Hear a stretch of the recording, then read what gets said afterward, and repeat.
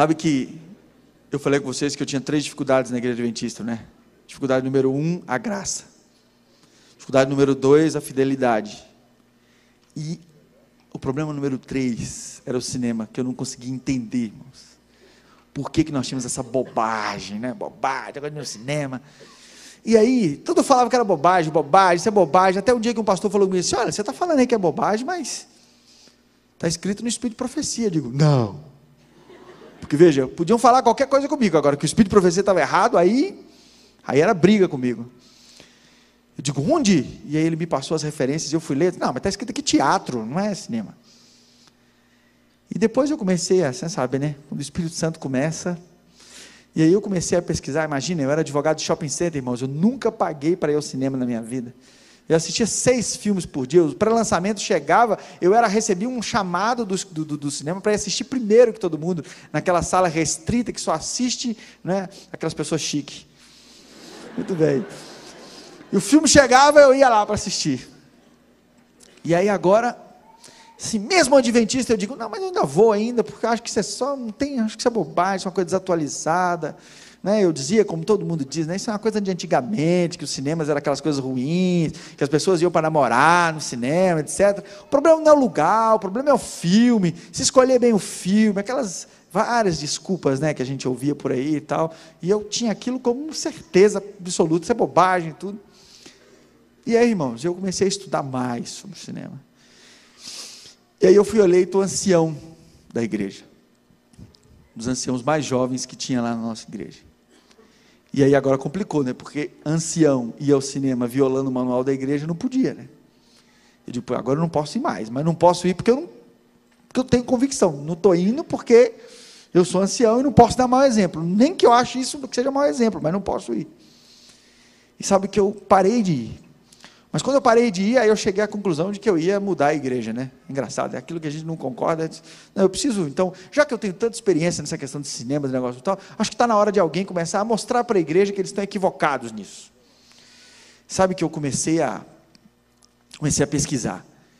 E a primeira coisa que eu descobri é que na época de Ellen White, cinema chamava teatro. E aí eu já comecei a ficar preocupado. O cinema sempre foi chamado de teatro elétrico, tanto que vocês têm em casa um home theater, né? Vocês têm um teatro em casa. E sabe que algumas coisas que eu achava que era comum, comecei a estudar aquilo, comecei a estudar sobre o cinema, e as pessoas diziam, mas quando Ellen White morreu, nem filme tinha uns 60 filmes antes de Ellen White morrer. E ela sempre falou expressamente sobre a questão do teatro elétrico, ela sempre descreveu o cinema, e aquilo era complicado para mim, mas eu ainda rejeitava aqueles argumentos ainda. Até que eu fui contratado. E aqui, não quero me pedir a referência disso, porque por isso que eu só falo disso em testemunho. O pessoal da casa me pediu para eu escrever isso. E eu disse que eu não podia escrever, porque eu não posso citar a fonte, porque eu fui contratado como advogado dessa rede de cinemas. E como é uma rede muito grande, eu assinei contrato de confidencialidade, etc. Ainda estou vinculado a ele, não posso revelar a fonte, mas como testemunho eu posso falar, porque é a minha opinião, né? E eu não falo nada negativo contra eles, muito pelo contrário, para eles é positivo. E aí, irmãos, fui contratado, na época, o Ministério Público, não sei se você se lembra dessa campanha, o Ministério Público Federal e Estadual tinha feito uma campanha para não vender bebida alcoólica para menor. E eles estavam chamando, fazer uma licitação, uma audiência pública, para organizar uma licitação com os meios de comunicação, para ver quem assumiria aquela propaganda. E o cinema, eu sei aqui que ninguém nunca vai ao cinema, nem nunca foi, mas eu vou explicar a vocês como é. É assim, antes do filme tem algumas propagandas. Né? Antes do filme tem algumas propagandas. E essa rede de cinema estava se especializando nessas propagandas, fazendo propagandas com a mesma qualidade de filme. E então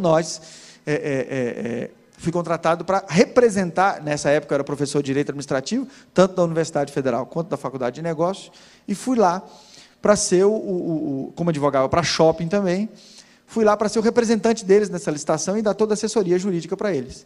E na viagem, a audiência pública ia ser feita num resort lá, chamado Fazenda Boa Luz, nós fomos para esse resort. E no caminho, o diretor de marketing dessa empresa, que por acaso é um brasileiro, mora nos Estados Unidos, mas era um brasileiro, tinha vindo para participar disso, essa expansão na América do Sul, Ele me disse: doutor, nós temos aqui um dossiê para te apresentar, são várias sessões, mas nós precisamos que o senhor estude bem a sessão 5, porque vai ser a sessão que vai lhe dar o argumento para você justificar que é mais importante fazer essa propaganda no cinema, para fins de trazer essa cultura para as pessoas, do que nos outros meios de comunicação. Eu digo: tá bom, pois não. E aí, irmãos? E aí? Se a Ellen White estivesse viva, ela ia me dar um tapa na cabeça. Porque eu duvidei do que ela tinha falado. Como se ela, eu acho que ela ainda vai me dar esse tapa ainda, se Deus quiser. Tomara, né? Acho que ela... Você sabe que nós vamos ter 3 surpresas quando chegarmos ao céu, né? A primeira surpresa que você vai ter é que você não vai ver no céu pessoas que você tinha certeza que estariam ali. A segunda surpresa que você vai ter é que você vai ver no céu pessoas que você tinha certeza que não estariam. E a terceira surpresa vai ser você estar vendo tudo isso. E Ellen White, então... Ellen White não, né? Ellen White falou há mais tempo. E ele me disse: lê aqui essa sessão 5. E eu comecei a ler, irmãos. E eu, claro, vou fazer um resumo aqui, porque isso é uma palestra inteira. Eu vou só fazer um resumo para vocês da estatística aqui. E aquela palestra dizia, aquele estudo científico que foi feito ali, falava da influência dos meios de comunicação sobre nós e da nossa capacidade de defesa. E eles criaram alguns critérios para medir aquilo ali e chegaram ao ponto de uma estatística. E, por exemplo, eles iam fazendo esses estudos com pesquisas nas pessoas, testando a memória das pessoas, e com várias sucessivas perguntas, com vários candidatos durante um período, e eles viam o efeito de cada meio de comunicação, computavam isso estatisticamente, e davam então o seu diagnóstico. Muito bem. E o primeiro foi a mídia escrita. Na mídia escrita, eles chegaram à conclusão que nós tínhamos 80% de defesa cerebral. Ou seja, 80%. Como é que era medido isso? Eles não mediam pelo consciente, eles mediam pela capacidade da informação de entrar no subconsciente. A informação que entra no subconsciente é aquela que você não consegue filtrar. Você pode ser um fera, você pode ser quem for, você está ali, submeteu aquela informação, ela passa direto e vai ao subconsciente. Quando uma informação vai ao subconsciente, quanto mais intensa for a forma de você receber essa informação, mais forte é a impressão causada no seu subconsciente.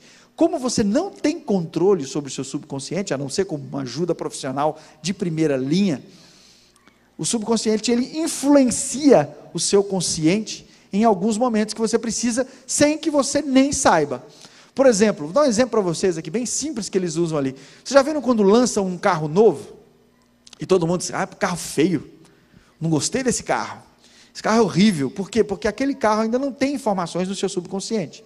Mas depois eles começam a propaganda massiva, você começa a ver as pessoas, as revistas fazem comentários sobre ele, as revistas, você sabe que nesse estudo, tinha o mesmo carro comentado por a mesma revista, 10 meses de duração. A mesma revista que elogiava o carro no início, é a mesma revista que criticava o carro alguns anos depois, ou seja, criando a teoria, que é muito forte da mídia hoje. Qual é a teoria? Você tem que viver a eterna ânsia de possuir, e quando você possui, eles criam em você o tédio de possuir. É a ânsia de ter, e logo depois eles trabalham o tédio de possuir. Ânsia de ter e tédio de possuir. E aí nós vamos sempre querendo trocar os telefones, trocar os carros, não é? E assim nós vamos sempre criando isso. Você só é feliz se você tem o que está na mídia, na moda. Se não tem, é porque não é bom. E isso é muito interessante, esse trabalho deles. Mas voltando aqui, era a medição do subconsciente. Isso é o poder do subconsciente nas pessoas. Muito bem. E a mídia escrita, nós temos 80% de defesa do nosso subconsciente. Veja que nós temos que ter cuidado até com o que a gente lê, não é verdade? Que 20% disso influencia e vai direto para o nosso subconsciente. E o subconsciente ele te influencia em que momentos? No momento que você está para tomar uma decisão importante, e aí o seu subconsciente manda, diz: isso é bom para você. Você não sabe nem por que é bom para você, mas você sente assim, alguma coisa está me dizendo que isso é bom, não é? Esse alguma coisa aí é o registro, está no seu subconsciente, que começa a emitir. O subconsciente ele vem à tona geralmente nos sonhos, né? Ele pode ter influência nisso aí. Muito bem. 80% da nossa capacidade de defesa quando nós estamos lendo alguma coisa. E aí passamos adiante, chegamos na música, não é? E na música, 50% do que a gente ouve vai direto para o nosso subconsciente e 50% fica na consciência. Isso eu não preciso nem dizer para vocês, né? Quantas vezes vocês já se pegaram repetindo uma musiquinha, né? Repetindo uma musiquinha que vocês não gostam, acham ruim, não querem nem ouvir. Eu me lembro que em Brasília tinha uma corretora de imóveis que estava fazendo uma propaganda assim: apartamento, e todo dia de manhã, quando eu estava indo trabalhar na rádio, passava essa bendita dessa musiquinha. E um dia eu estou lá na mesa da divisão, reunido todos os departamentais, o negócio, e enquanto eu escrevi, eu estou, aí, o pastor Almir estava do meu lado e disse assim: ô doutor, que música é essa aí? Eu digo: pastor, desculpa, essa é a música da corretora lá, todo dia eu fico ouvindo. Então, esse é o subconsciente, ele vem à tona, não é? Vem à tona essa informação e de repente aquilo está ali e está te influenciando. E aí passou para a televisão. Eu achei que a televisão ia ter muito mais poder de influência. Irmãos, eu estou resumindo para a gente já ir para o final do programa. O sol não pode se pôr, segura aí um pouquinho, segura aí. Né? E na televisão, 40% de defesa. E eu digo, tá bom, né? Até que tá bom, porque 40% para 50% da música, eu achei que a televisão ia ter muito mais influência. Só que a televisão, na crítica eles faziam, a televisão tem muitas coisas ao seu redor, você tem muitos elementos acontecendo, você tem a rotina da sua casa, você tem tudo aquilo, e não tinha toda essa influência, segundo a estatística, o estudo que eles fizeram. E aí tinha uma página, a próxima página seria a página falando sobre o cinema. E aí eles começaram primeiro com um case. Eles tinham 2 cases apresentando ali. O primeiro case era o case da Fanta Uva. A Fanta Uva, vocês sabem que a Coca-Cola vende 400 vezes mais do que a Fanta Uva. Né? Não é a Fanta Uva que vende pouco, é a Coca-Cola que vende muito. Né? Isso para nós a gente nem sabe, né? A gente não consome essas coisas. Então, e aí estava o case da Fanta Uva, e eles começaram a fazer uma propaganda com a Fanta Uva antes dos filmes. Irmãos, a venda de Fanta Uva nos intervalos de um filme para o outro aumentou 780%. E no dia que eles repetiram a propaganda 2 vezes, ela vendeu mais do que a Coca-Cola. Depoimento recebido das pessoas que estavam lá fora. Os pesquisadores estavam vendendo para registrar exatamente. A pessoa pedia Fanta Uva, ela disse: por que você está pedindo Fanta Uva? Ela disse: não sei, eu vi aqui Fanta Uva, me deu uma vontade de tomar Fanta Uva, eu nem gosto de Fanta Uva.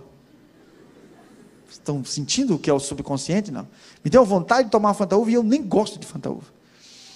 E o outro case era um case do Mercedes CL-Car. Se vocês olharem no YouTube, vocês vão até ver essa propaganda. É uma criancinha, ele pega uma Mercedes miniatura, 1x18, e coloca em terra e começa a aguar. Né? E ele olha para o lado e vê a Mercedes do pai dele. E aí a Mercedes solta a frase, né? Mercedes LK200, padrão de juventude. Né? E aí aumentou 400% vezes mais um carro que estava encalhado na Mercedes. Então vejam, esse era o poder da influência. E eu digo, tá bom, então vamos ler agora a estatística. E eles falaram lá, poder de defesa do subconsciente no cinema, 2%. Preciso falar mais alguma coisa, irmãos? No cinema, o acesso das imagens que vocês estão vendo é de 98% acesso livre ao seu subconsciente. Ou seja, não é um lugar para assistir nem Paixão de Cristo no cinema. O problema não é o filme, o problema é o lugar. Não por pornografia, não porque tem gente fazendo sexo lá dentro, não porque tem gente namorando lá dentro, não porque entrou um menino e metralhou. Isso sim também, né? Isso sim também, é melhor evitar. Mas a influência no seu subconsciente, irmãos, ela vai direto. Aí algumas pessoas dizem, podemos usar para o evangelismo? Seria ótimo, né? Seria ótimo. Mas nós não temos essa garantia, irmãos. E aí você fala assim, não, mas isso não é o meu caso, eu sou um crítico de cinema, eu sou uma pessoa que tem influência. Você não está entendendo, amigo. Não é você com a sua inteligência que vai barrar, não, vai. E aí eles citam uma série de motivos. Um dos motivos é o ângulo da tela, que desde o princípio é calculado para absorver todo o seu campo visual, é o sistema de som que cada dia mais está se aperfeiçoando, e é o fato do cinema ser um evento. Ninguém, vamos ali assistir um cineminha ali. Não, o cinema é um evento, você toma banho, você se arruma, você bota perfume, você marca com um amigo, não é? Ninguém vai ao cinema sozinho, salvo algumas pessoas que são muito gente boa, né? Mas assim, geralmente você marca com outras pessoas, etc, para ir, para participar, aquele negócio. Então, é um evento. E, assim, eu sei que ninguém foi, mas se algum dia alguém cair na tentação de ir, eu vou dizer para vocês assim, tem uma coisa que chama anestesia de realidade. O estudo chamava de anestesia de realidade, que era o choque que eles causavam em que a informação era consolidada no subconsciente. E essa anestesia de realidade acontecia exatamente quando o indivíduo saía da sala de cinema e saía no corredor do shopping. Que é, o filme termina, ele sai daquele clima que é todo abafado, etc. E ele entra no corredor do shopping, e é todo mundo andando, correndo, passando de um lado para o outro, aquele barulho, todo mundo conversando, e aquele choque mantém e grava a informação no seu subconsciente. E aí, terminando, ele dizia assim: doutor, o senhor está vendo aí, né? Chique, né? É muito potência. Cinema é uma potência, rapaz. Cinema é uma potência da mídia, uma potência para fazer propaganda. Eu digo, é mesmo. É mesmo. Você gosta de ir ao cinema? Eu digo, até ontem eu queria ir ainda, mas hoje eu acho que eu não vou mais não. E sabe que eu tenho muitos amigos que nem são adventistas, que quando ouvem esse meu testemunho não vão mais ao cinema? Tenho vários amigos, vários, que não vão mais ao cinema. E sabe que aquele gerente de marketing olhou para mim e disse assim: tem um detalhe, viu? Nós estamos aperfeiçoando. E tem um laboratório que está trabalhando para nós, que nós vamos ter 100% de acesso ao subconsciente. E esse sistema vai chamar IMAX. Ou IMAX, né, para tradução. E, não sei se vocês estão percebendo, mas a Era de Gelo 3 e 4 já saiu no sistema IMAX, né? É o 3D, né? É o 3D, e eles estão aperfeiçoando. As televisões 3D já aumentam também o poder de influência sobre o cérebro. E vejam, agora, só um contexto, irmãos. Filme Crepúsculo, última cena, né? Filme Crepúsculo, última cena. Vocês vão ver como é que Lúcifer trabalha.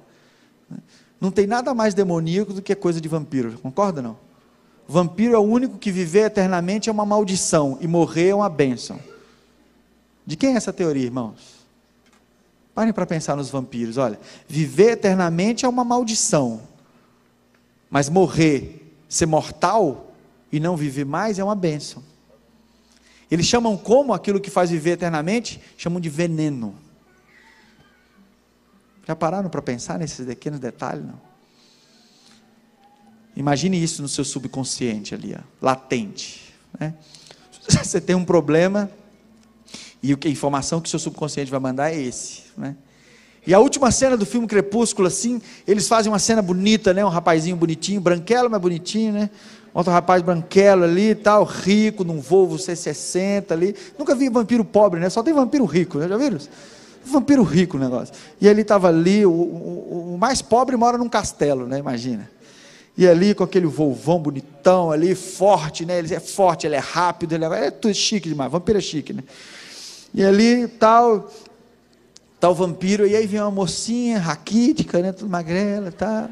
E aí o vampiro diz para ela, invertida, irmãos, com as devidas inversões, hein? O vampiro olha para ela e diz assim: cara, quando eu olhei isso, quando eu assisti esse filme, porque tinha uns alunos meus adolescentes que tinham assistido esse filme, eu fui assistir, e aí tem uma partezinha que ele diz assim: